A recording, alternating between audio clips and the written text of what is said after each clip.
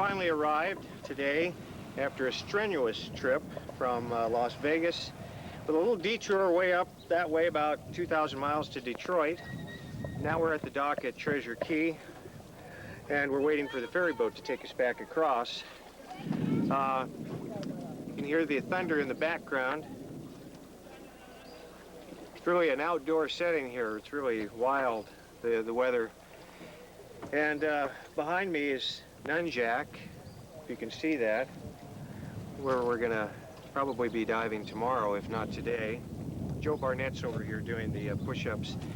But this has been a long-awaited trip, and we're excited about the possibilities out here in Green Turtle. And we couldn't ask for the locals. We're getting ready to drag Joe Barnett here, famous draggee or dragger, across this reef. You can see the reef, well actually I'll point the camera over the edge. That's the bottom. We're sitting in like 10 feet of water, it looks like, here on a hard looking reef.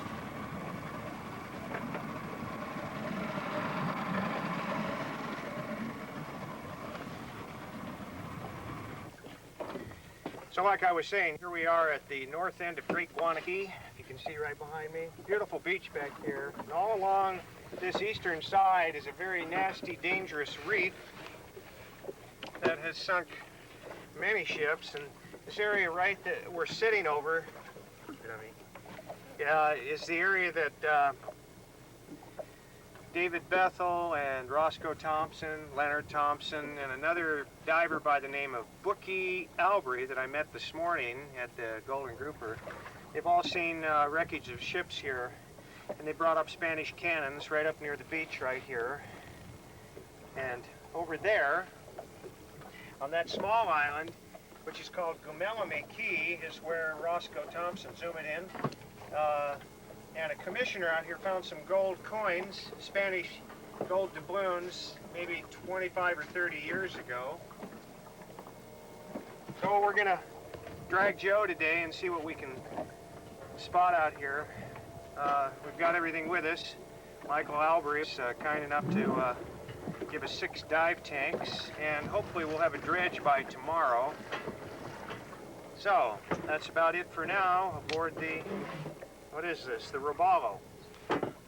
Got the line hooked up. We have a signal system worked out. If he disappears, he's seen something significant.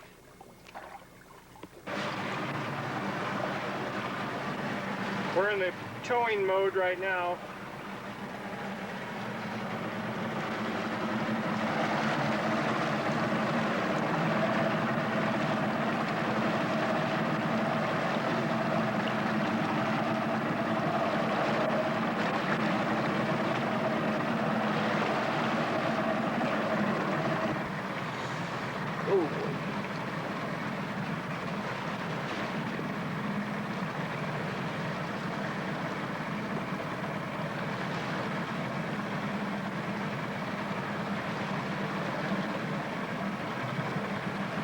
Okay.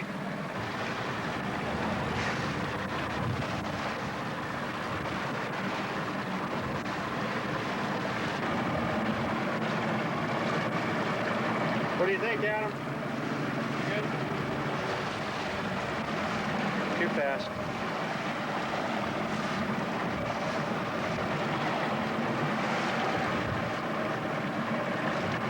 This is Adam's birthday today, too. July 29th, he's 15 years old.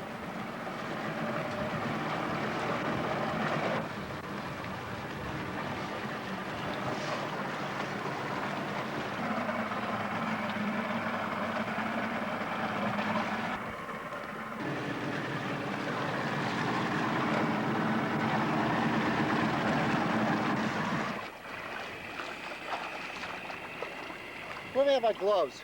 What'd you find over there? Just had a fight with a lobster, the son of a bitch. Let me have my gloves. You had a what? A fight with a lobster. Right here. Oh. Okay, the ship is there, Bill. It's just that. A lot of sand in there. Uh-huh. And so spike. you have to remove some, but here's the pulp and stuff from it. The whole outline of the ship is there. It's just a little bit hard to see. Let me see. But that's what it looks like. You Oh, grab yeah. a handful and you squeeze. Yeah. Ballast, everything's there. It's just a little bit surgy, not very good visibility. But remember, it's off that shack, Bill.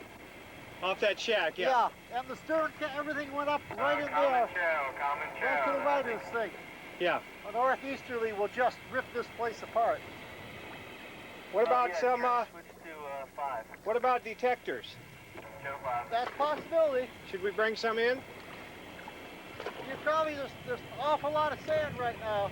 Yeah. And there's, I found metal, rusted metal as well. Huh? Where'd you find the wreck, though?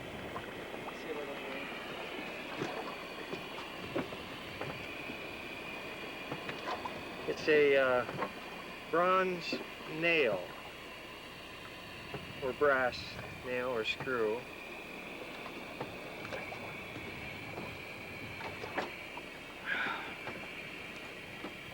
Go in. 200 years maybe? That's old enough. A little bit of credit for trouble.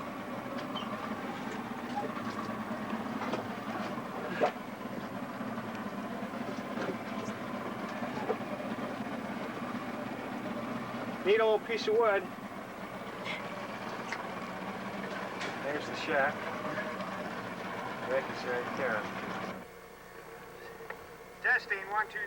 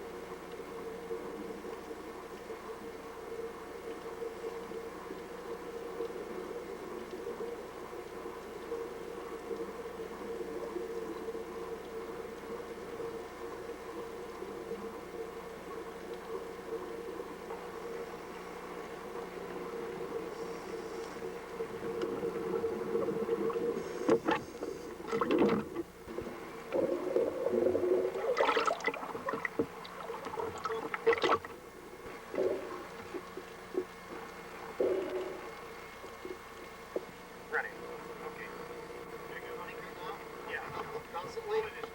Still as you can. Yeah, it's constantly running.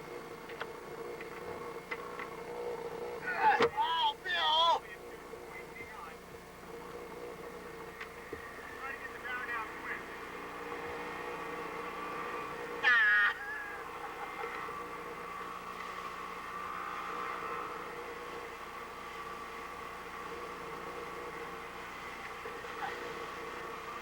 Too hard, man. Another way out.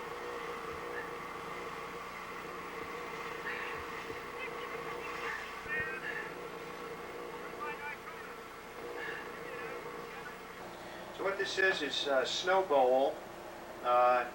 It's a treatment, an early treatment for conservation of marine artifacts.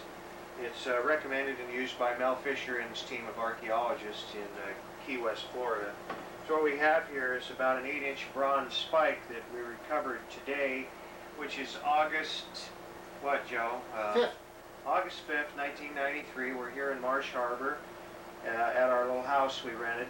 And we found this off the southern end of Great Guana Key. Some of the ship's timbers are sitting down there about 10, 15 feet long. And we found a giant bronze spike, which you'll see in a moment, that we're going to show outside. But anyway, this is a curation process.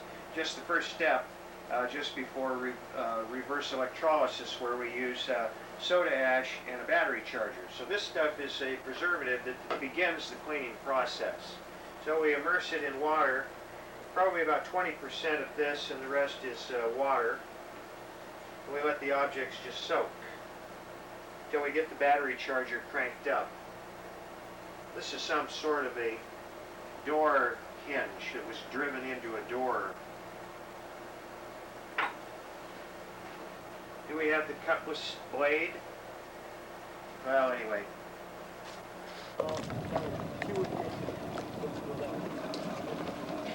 Okay, these three pieces are part of what we found today out at the southern end of Great Guana Key, about 300 feet from shore.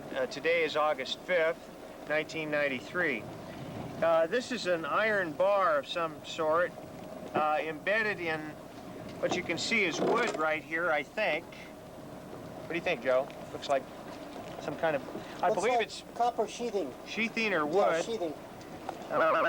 The centerpiece is the most interesting. You can see the wood here, and embedded right into that is a large bronze spike. And you can look on the backside, it comes clear through. This is the head of it. Bronze or copper usually turns a bluish green. So we're going to have to curate these things to find out what might be locked inside of them. This would make a nice museum piece just as it is once it's curated. That'd be really nice in a museum. This chunk here is another big chunk of iron. Could be a rifle barrel or a big old iron spike. You can see it's not green, so it's ferrous metal iron. And it's a great day here in Marsh Harbor, and we're getting ready to go see the rest of part of our crew, Jack O'Keefe and Dan Wiltfang, the archaeologist. This is the little boat over here that we run around in. This thing is supplied by Louis Dames up in Green Turtle Key. Got a 200 horsepower engine, and this thing just flat out flies. Okay? Nice talking. Anyway, there's the, are you rolling? Yeah. Talk to Joe. Okay, Joe. Anyway, the wreck that you looked at, 1991, Well, off of Guana? off North Guana. No, off the point of Guana that you set up the beach. Yeah.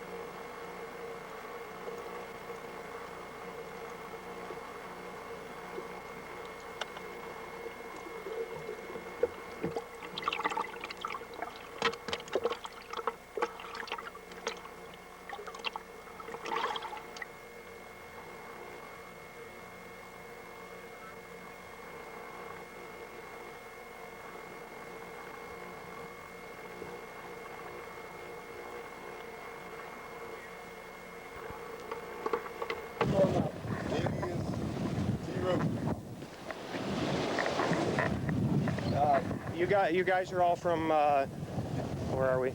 Cooperstown, right? Do you want to introduce yourselves? This is? Volga. We're on the island of Great Guana Key, the southern end here in the Bahamas. Out here is the Great Reef, the third largest in the world.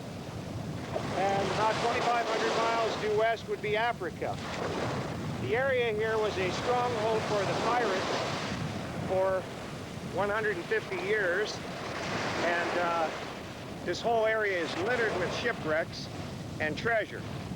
And my name is Bill Warren. I'm out here to do a job with our team of people to uncover some of these shipwrecks with the blessings of the Bahamian government. It's this very reef out here that is responsible for sinking so many of these ships so long ago. First recorded shipwrecks occurred here in around 1502 when one of Christopher Columbus's right-hand men, Vicente Pinzon, lost a shipwreck in a hurricane. So beautiful water makes it an idyllic spot to work. The underwater visibility at times can be up to 200 feet. We only have a couple of dangers here, and that's maybe hurricanes and sharks. So that's it.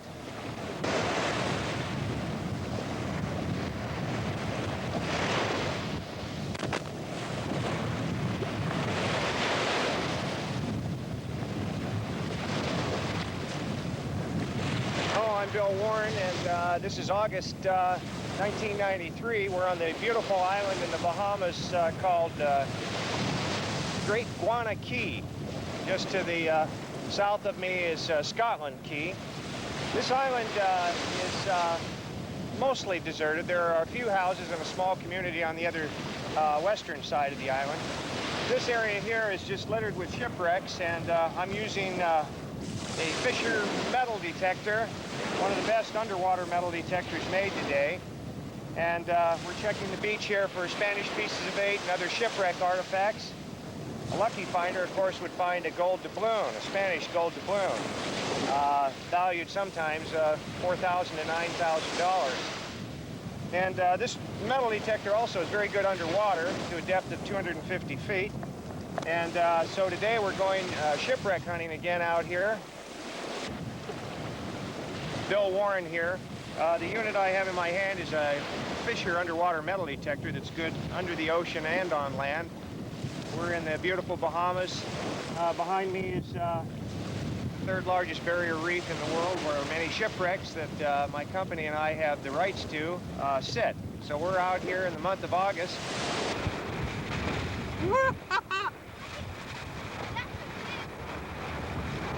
Where's the big one, Adam? Under us? Oh yeah, I see two shadows in the water below, yeah. Woo! Look at them!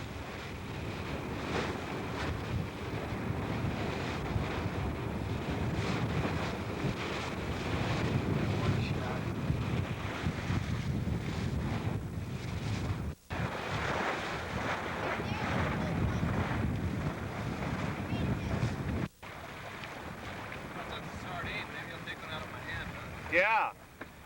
Hey, we had those size of that one. You want me to stop it, or?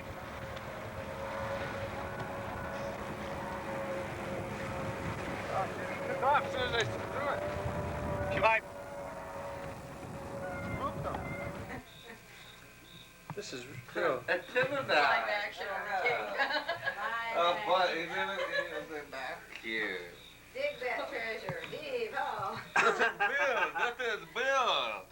This is Bill. It's going to come. Hello, anybody back in Las Vegas, Nevada? Okay.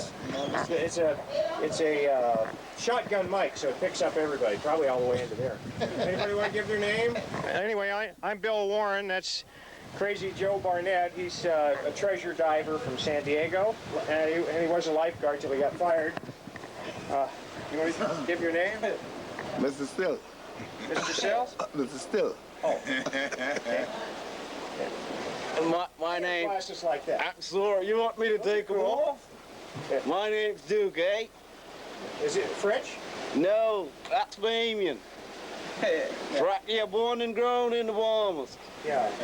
You never heard that Different type kind of accent, though, huh? You never heard that accent before, eh? No. Yeah, well, a lot of people don't. Most of them ask me a whole lot of questions. You're not from the Bahamas. I am. I born and grow here. See that skin deep? I saw a guy in L.A., though, with the same color skin. But how, San Diego, Las Vegas, all over the world. how does he talk?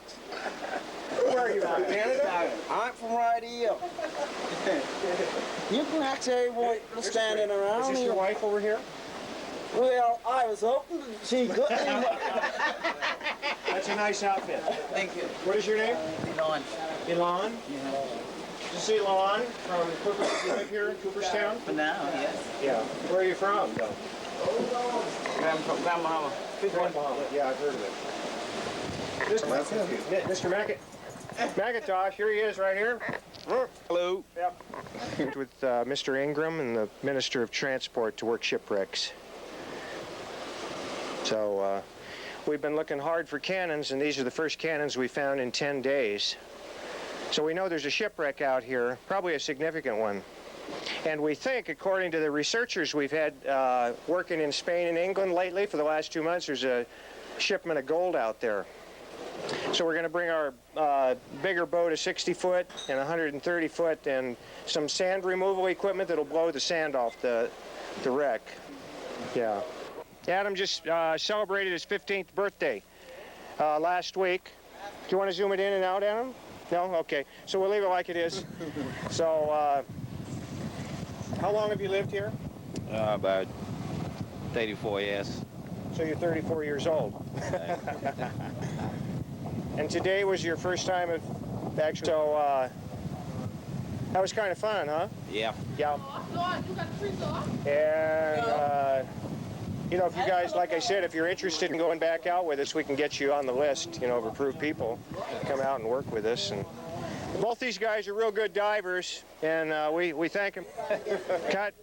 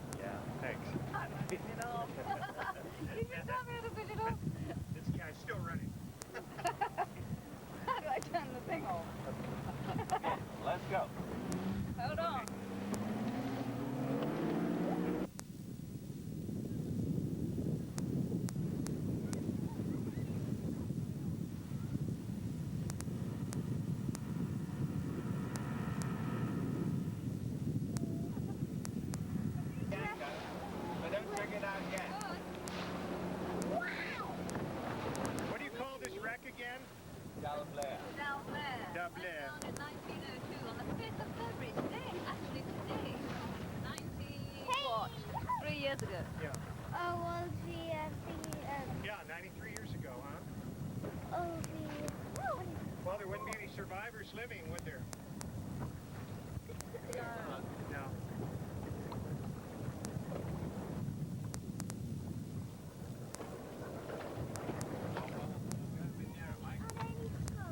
The ship fell backwards. So it's out there? Wonder what that looks like.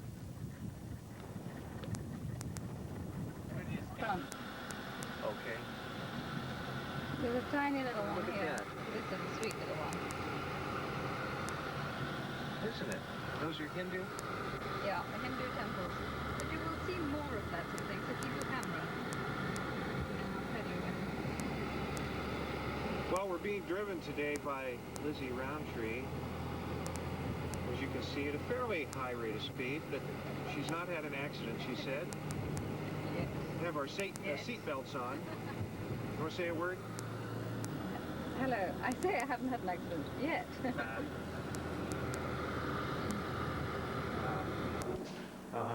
Which is a good thing. Yeah.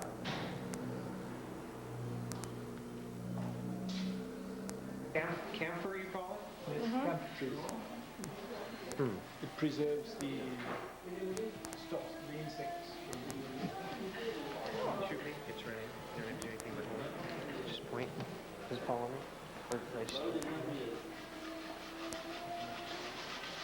don't follow me. Just stay back. Oh. I want to clean in it. You might want to back up.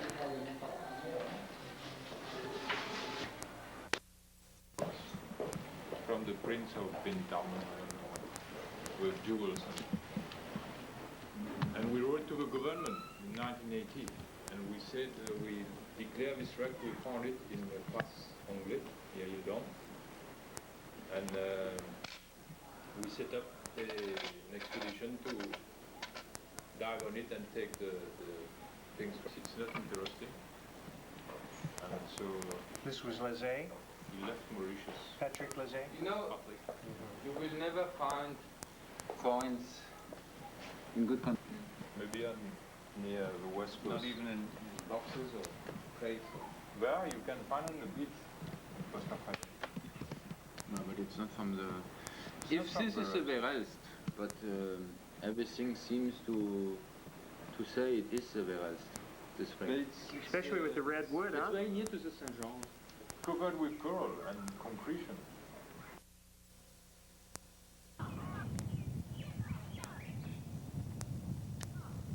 Well, here we are. It's February 7th or 8th. I think it's the 7th today. We're halfway up the coast, the eastern side from Maybourg to Grand Galbe or Poudre d'Or, however you pronounce that. This place is has the reef where it's one of the closest places to shore. I would guess a quarter of a mile to a half mile out.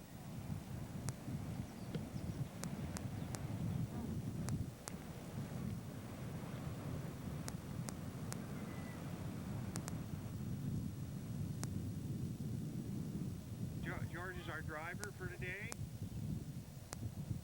You want to say something to the people back in America? Yeah. Would you like to say something? No. George has 2 boys and a girl? Yes. Yeah? Yeah. What name of this place? Johan. Johan? Johan, yes. Johan. French word? Yeah. Okay.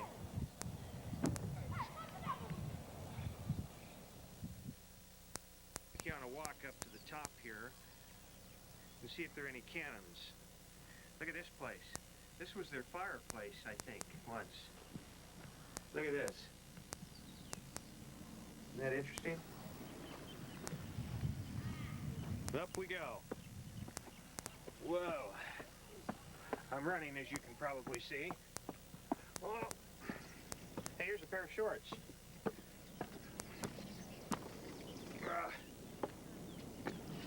This looks like it was the lookout place, but the trees have grown up here and you can't see the sea.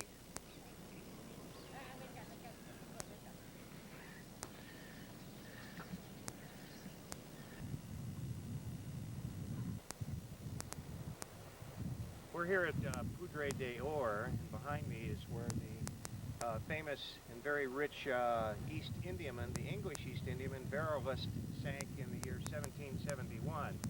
The reef is standing back there behind me about 4 miles. There's an opening in the pass, actually 2 passes, and it's taken me about 3 years to get here, and we're going to hire a boat to go out today or tomorrow.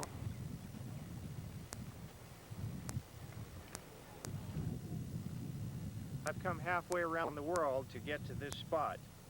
Looking out behind me is a reef sitting about 4.5 miles, and in the year 1771, one of the world's richest ships ever to sink, called the Verolist, which was an English East Indiaman, hit the reef there at midnight. 25 people drowned, and 101 lived.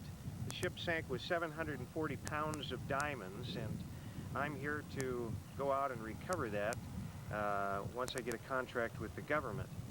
It's got a pass, actually two passes on each side of where the ship hit, right into the reef. The ship is sitting in about 18 feet of water.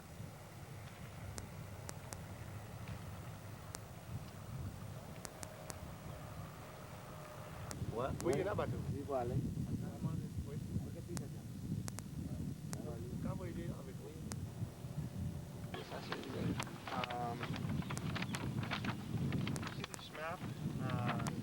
Saint-Geron. Where is the Saint-Geron? So see this pass? Passe des Citrones and Passe des Go something. Can't read it. You know where these two passes are? Farther south? Citoyen là, so citoyen par là, citoyen là par là. Zooming in and out. So it's farther south, to this one. Have you heard of a ship called the Verolist? A shipwreck called Verelst. Verelst ship sinks. No. Naufrage. Naufrage.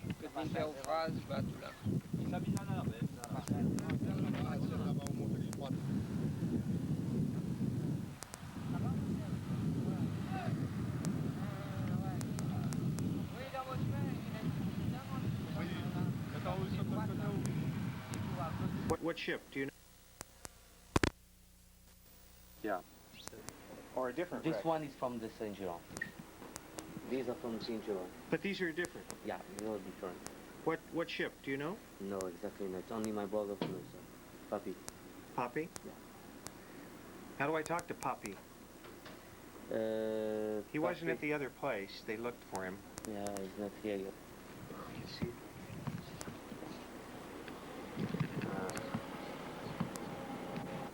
Grand Go. Yeah. I wonder where.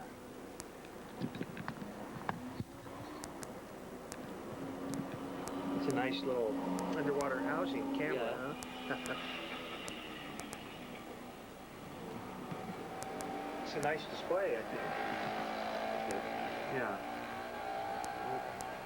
How's business? Good? Yeah. These, It was better last month. it was, yeah. Yeah. Is that back there? It's like this. Yeah. So these are rupees? Of the West Indies company. West Indies. So it was the English company. Yeah. So it's an English East Indiaman, 1840. 1840. 1840. 1840.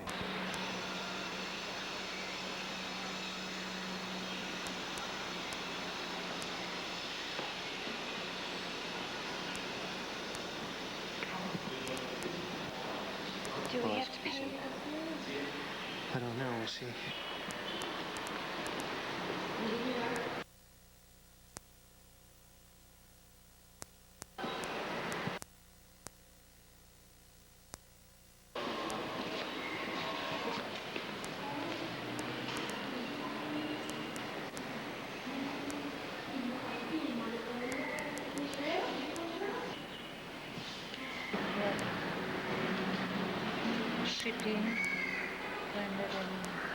weeks.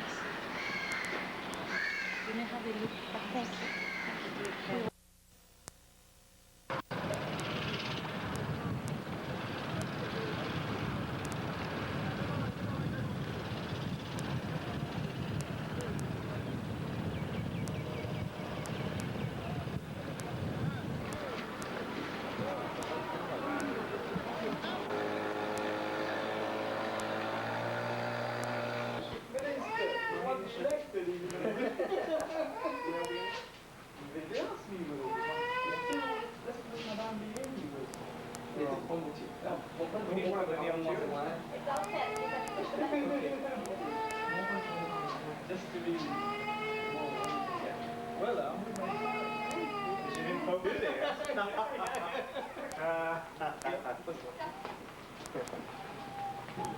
Where are we going?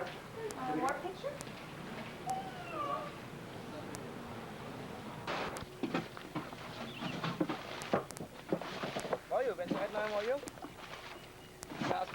I'd like to do a television documentary on this business. Very interesting business, I think. Yeah, we've not seen this before.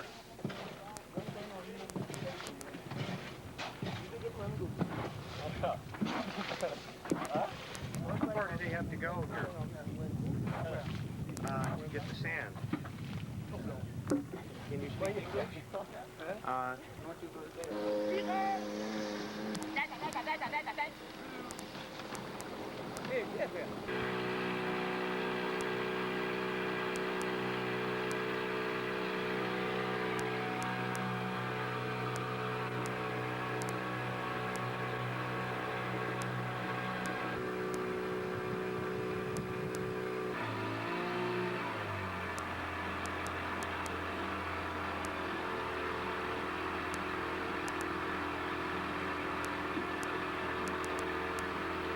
This is a glass-bottom boat. What a great way to see the ocean floor. Of course, I'm looking for shipwrecks.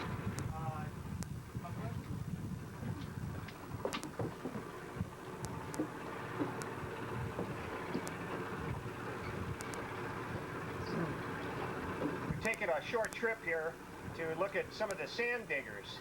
I've been all over the world and I've not seen any operation quite like this, where these guys take these very small and fragile boats out to the sandbanks here in Mauritius and start digging, shoveling sand into the boat, where they take it back to the dock and it's transported by trucks and washed and used in building materials here. So what you're going to see is the actual process here. They load it so full that it looks like the boats are going to sink, and in fact some of them do. I might even help them.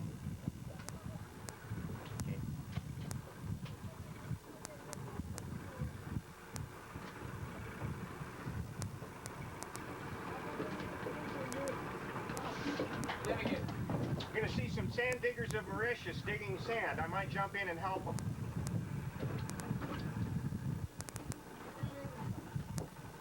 Hello? Hi, guys.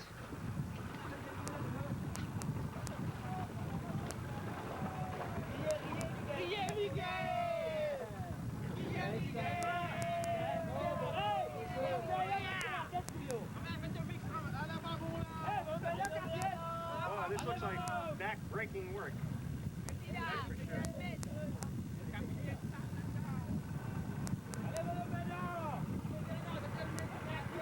That's a boat over there that is not yet loaded with sand. See how much higher it rides out of the water? Yeah.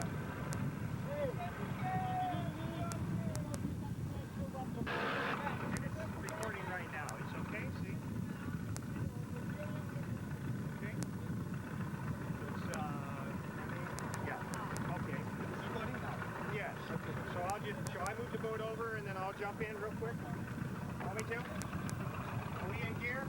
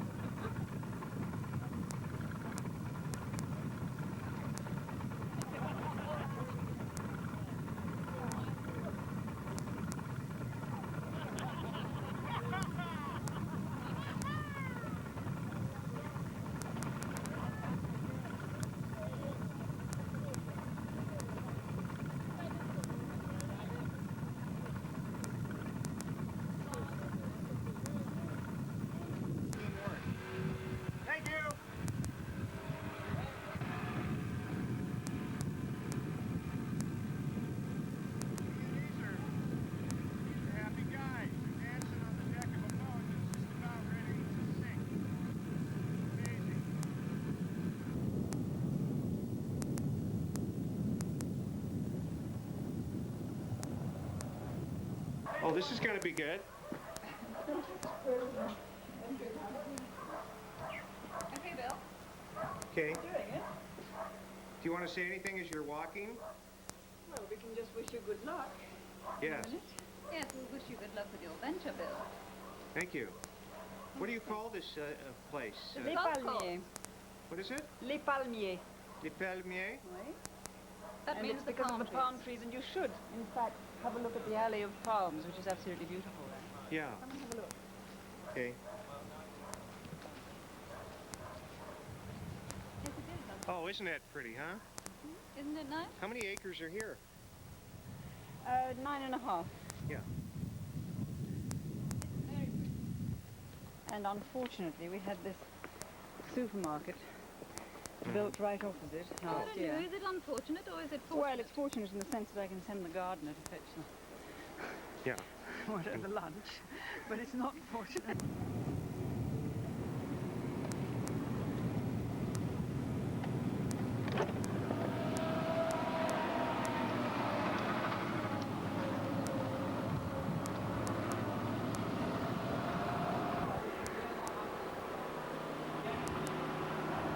Stay.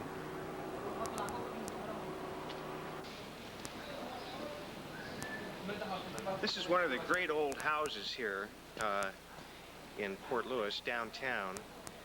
And what you're seeing behind me is the Bel Air Sugar Estate office here, built about 200 years ago. Notice all the great ironwork, and in fact these vertical pillars here serve two functions. They support the balcony, and they're also a drain pipe so that the water runoff goes down the inside of these pipes and exits on the bottom here. They're in the middle of renovating this place. This is just a part of it. The inside is a great courtyard. Beautiful architecture, isn't it?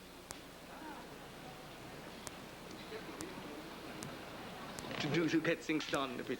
Yeah. Oh. Yes, yeah. but I think when I met her last time, in December, she told me that the Crown Law officer told her that in meeting in January they must finalize the contract. In January. In January, and they had a meeting the other day and did not finalize because, as they say, they received just received papers from USA, Australia, and other things, and now they are just going through it. But I think, as we said, if the minister puts pressure on the permanent secretary, a committee just can't work for 2 years and produce nothing. Yeah. Then maybe we have the chance of having it done. And I think, that, as the minister said, that Syakov did a lot of bad things. Yeah. That's why they are a bit cautious in giving. They want a contract, a legal contract, yeah. binding you by binding the one who is getting the contract and other things to get things, so that the government can have this sort of control over the thing. Mm-hmm. I think they're a bit scared. Politically also. Once I talked to the permanent secretary, I know him since long when he was in the ministry. Oh, you know this one? Yes, I know him. Yes, he's a very nice chap. Yes. Yeah. But the problem, they're a bit scared. Once he told me, maybe elections coming. If you just give the contract, that meant you don't know what equipment he's bringing, arms and everything. You don't have any control. He was just putting in things like this. Yeah. That's a big problem. But I think no. You'll see. We'll talk to him. But the minister gave me the assurance. That there is nobody else getting the contract apart from me. From the outright, when I met him for the first time, he told me, it's okay, there'll be no problem. What do you think my chances are of getting the contract? Definitely, you are getting the contract. Yeah. Definitely. Yeah. Mr. confirmed it to me. I think he talked to Mr. Rantu. Mr. Rantu, I arranged a meeting for Mr. Rantu with him in his office, and he confirmed everything. Yeah. I'm glad.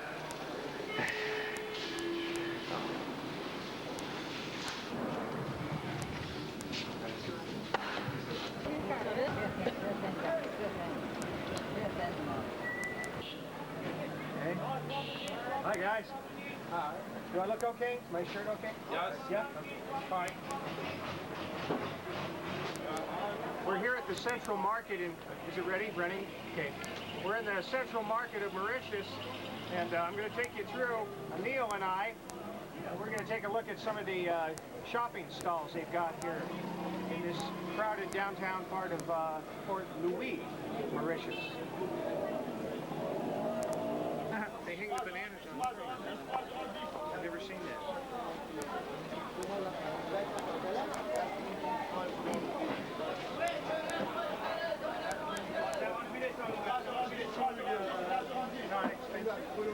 No, that's expensive now. Yeah. You can buy clothes and shirts. No, but not good place for this. It's an old building, huh? Is it?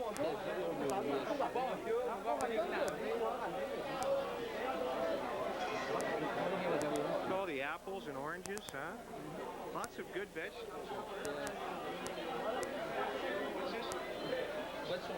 Can you hold this a minute? Get this on camera. I think it's raining right now. Yeah. So, okay. What do you call this? What is the English translation? A vegetable? You ever seen a vegetable like this? So you cook it in a stew or something, or a soup? You cook it in a soup? It's yummy.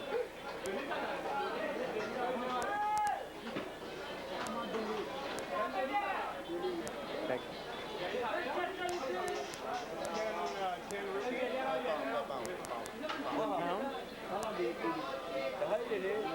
What do you do with this? Yes, chew it, yes. What are these? Kalbas. Gumbo? Kalbas. Like a squash? Yeah.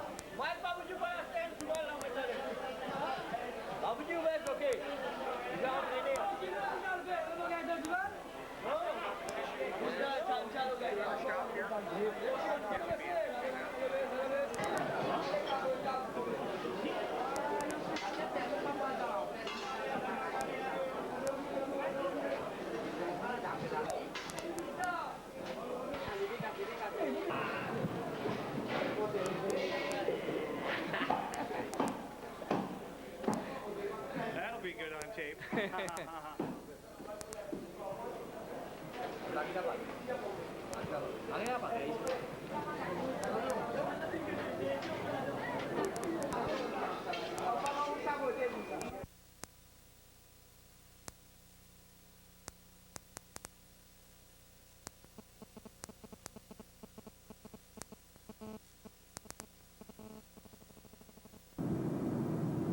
Looking at here are the chests on the wreck site of the Verelst, or Verelst, however you pronounce it.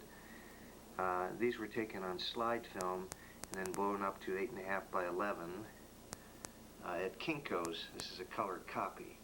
You can see kind of a channel there between the reef, and those are the iron chests that we believe, according to research in London, contain 740 pounds of diamonds, the world's richest wreck. Now let me show you the cannons on the site. Divers, he's a German Frenchman by the name of Yves Halbwachs. Hard to pronounce it. Anyway, what you're looking at there are about 9 to 12 iron cannons from the wreck, the Verelst. And it looks like a mound there because there's ballast stones or iron ballast underneath all those cannons that went in the hold of the ship. This is sitting in 18 feet of water of poudre d'or, heavily encrustated with coral growth. 1771 it sank. Of some of the chests, different chests on the same wreck. You can see in the foreground 2 of them, and then in the background 2 or 3 more. If you look closely in the center of the photograph, you'll see 2 little fish diving near the wreck site just last week. What would that be? February 8th or so, I guess. Notice how clear the water is. The Roundtree on the left and her sister Charlotte, both brought up in England, but they live on these giant sugar plantations on the island that their husbands own. Lizzie's 45 and her sister's 47 or 48. It's Minister Chuney, the dark fellow in the middle, Minister of the department that issues the contracts. He came out to see me at Patty and Lizzie's bungalow. Patty Roundtree on the left, and then Lizzie, and Sherry and I. For a picture of Minister Chuney and I.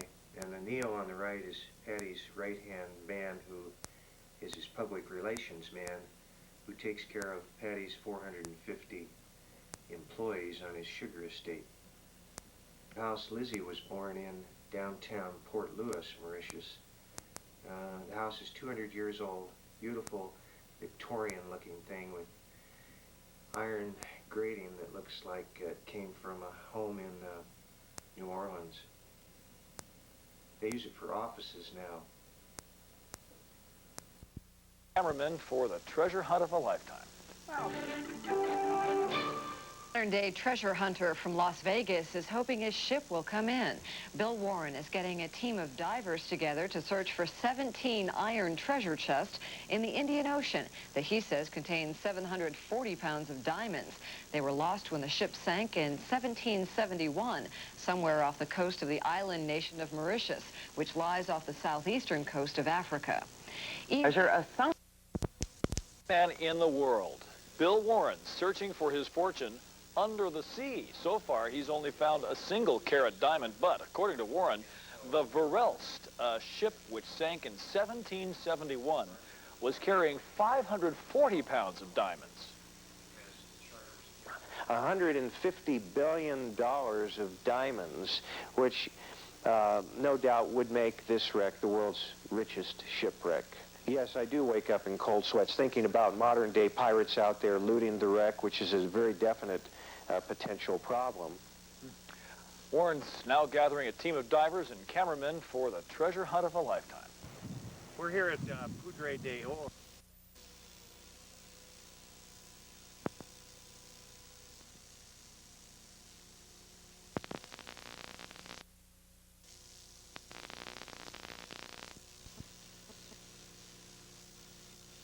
Spanish galleon loaded with loot waiting to be discovered. Sounds like a dream from the Caribbean, but a North County man says such riches are buried beneath the sea and sand off Oceanside. News 8's Doug McAllister reports. Bill Warren is whistling in the wind, but if he's right, he'll wind up not only rich, he'll also change California history. 10 years ago, Warren and others set out to recover the 16th century Spanish ship Trinidad. Warren believes it wrecked off Oceanside with a load of gold coins and other treasure worth $10 to $15 million. This search was called off for lack of funds, but not before x-rays were made. The x-rays show approximately a 90-foot long ship sitting under about 30 feet of sand in 25 feet of water with about 2 or 3 cannons on it. Warren is a documentary producer, and Trinidad sank in 1540. Can prove that he may be able to show an obscure Spanish explorer named Ulloa, not Cabrillo, discovered California. But the only way to prove that is to bring up something with a date on it. Financing and personnel that you can bring something up? I'm positive, yeah. Warren is expecting a salvage permit, city of Oceanside, within a few days, and will begin working about 1,000 yards offshore once he gets the go-ahead. Old coins and other artifacts, including a gold bar, have been found in this area of beach before. Warren believes they're all from the galleon Trinidad, grounded here nearly 450 years ago. Sitting right here at Point Loma. Bill Warren is a treasure hunter. There aren't too many treasure hunters in these parts. That's because most people believe there isn't any treasure. There aren't a lot of us guys around. In Florida there are, but on the West Coast here, people generally are given to the opinion that there are no, quote, historical or significant shipwrecks, and they're wrong. So what treasures lie hidden beneath the waters of San Diego? Well, the ultimate find for any treasure hunter would be a Spanish galleon. And Bill Warren believes there is a galleon, maybe 2 galleons, off the coast of Point Loma. One of them we know is called the Capitina, that lost its rudder here in a storm, and the old manifests say that it sank somewhere off of San Diego and hit a reef.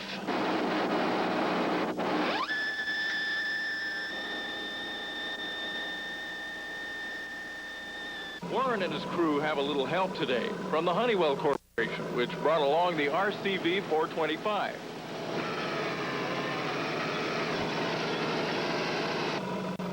A remote-controlled underwater vehicle, kind of an underwater R2-D2. It looks almost alive. This is designed to be able to go out and search for and recover objects, and also to be used for locate mines and drop an explosive charge and blow them up. On board the Tango, see what the robot sees on a TV screen and get us our picture as well. Right.